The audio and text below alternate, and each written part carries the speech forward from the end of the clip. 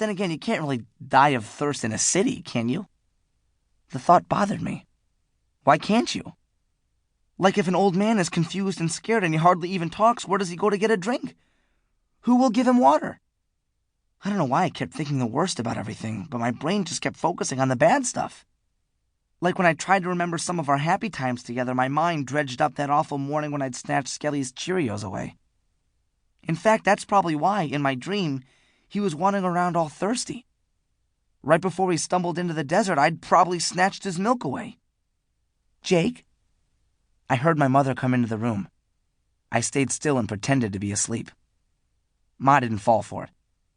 She pulled the Afghan away like it was a magician's cloth. I opened one eye. Standing in the doorway was another cop. A different cop than the one who I'd ridden with on Wednesday. This one was young and in good shape. He was holding a helmet in his hand, so I knew he was a bike cop. It looked like there was something in his other hand, too, but the doorway was blocking it from my view. Jake, this is Officer Rios, my mother said. He was just over at the park, and he's got some news for us. The cop walked the rest of the way into the room. When I saw his other hand, my blood went cold. He was holding a white painter's hat. Oh, Jesus, no. Ma rushed over. No, Jake. Oh, no, it's not what you're thinking. Nothing has happened to Skelly. They found his hat at the park yesterday afternoon, but they think it's good news, Jake. They think it's a lead.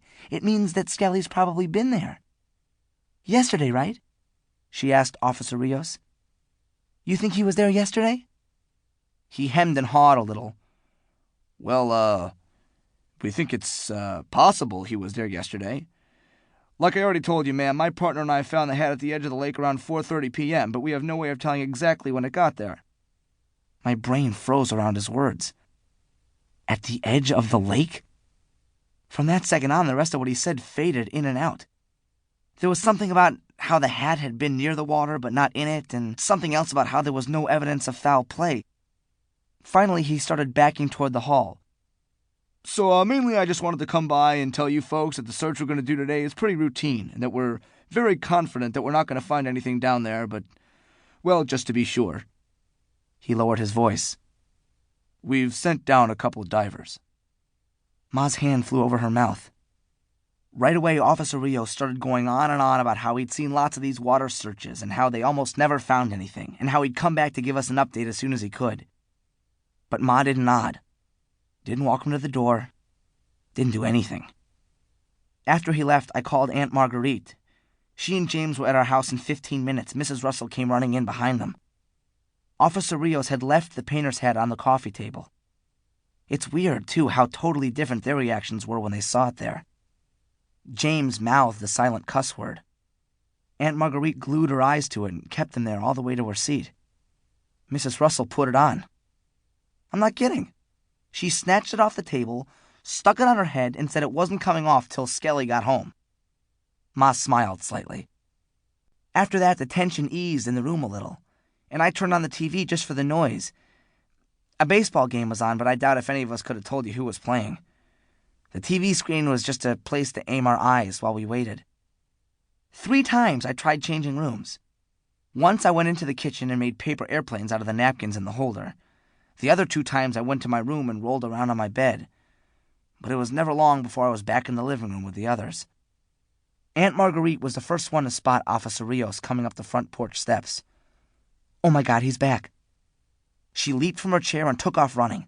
James was right on her heels. Ma was on his. When the dust finally settled, Mrs. Russell and I were the only ones who hadn't moved a muscle. She glanced over at me. If the news is good, it'll get here quick enough. If the news is bad, I ain't in no hurry. I turned my eyes away from the window. Everyone was on the porch and I couldn't stand to watch. Seconds passed. Then suddenly there was a bang. I looked over and saw James's meaty face pressed against the pane and a wild grin.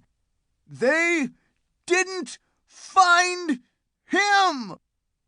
I thought my heart was going to explode. I sprang off the couch and started jumping up and down. They didn't find him! They didn't find him! Did you hear that, Mrs. Russell? I knew he was okay. I knew it! I knew it! I grabbed the painter's hat off her head and put it on mine. This stupid hat isn't even his, I bet. And even if it was, there are a million ways it could have gotten to the edge of the water. Like the wind could have blown it, or a dog might have carried it down there, or a whooping...